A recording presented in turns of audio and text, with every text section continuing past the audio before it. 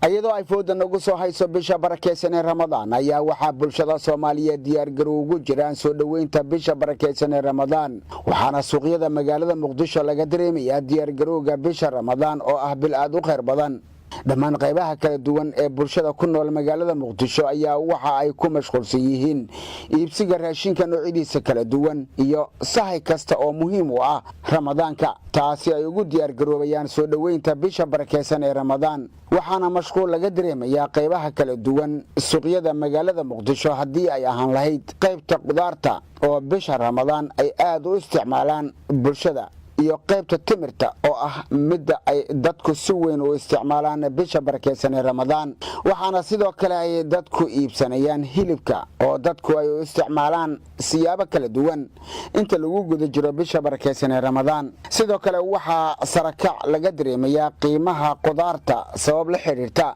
roobabka lixaad kale ee ka daaya dhul beereedka oo jidadku saameeyay qaar ka mid ah ganacsatada qudaarta iibisa ayaa ka hadlay soo dhaweynta diyaar garowga bisha barakeysan ee Ramadaan ay ugu diyaar garoobayaan shacabka Soomaaliyeed maasha Allah qudaarta waa qaali kan waa kabsar halkan maas waxa lagu soo gadaa oo afgooy lagu soo qaadaa 100 iyo 70 kuna lagu soo qaadaa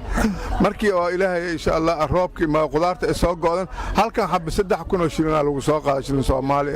marka hadda waxa qudaarta aad ay u kacsantahay maadaama beeri ay bii fidiyaan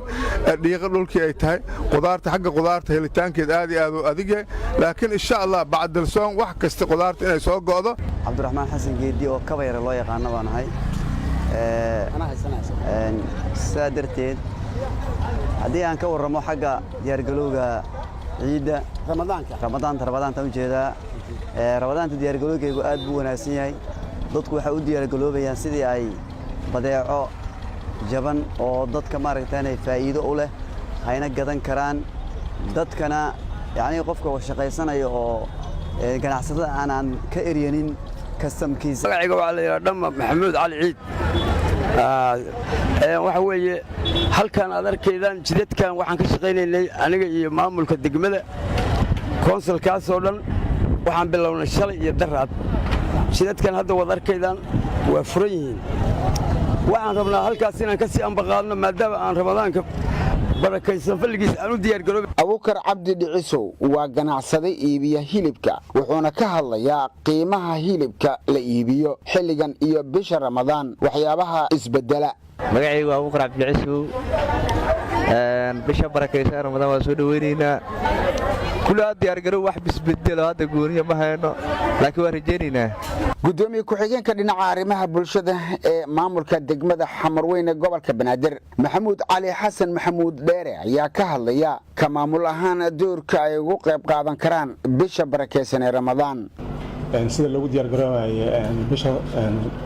barakeysan soon degmada Xamarweyne degmada Xamarweyne aad ay ugu diyaar garowday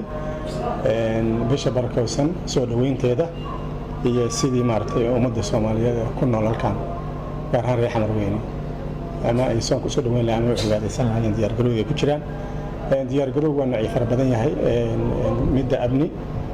degmadu hay'adaha amniga iyo maamulka degmada dhammaan waxay diyaar garow u jiraan sidii dadkaas cibaadaysanaya ee soonka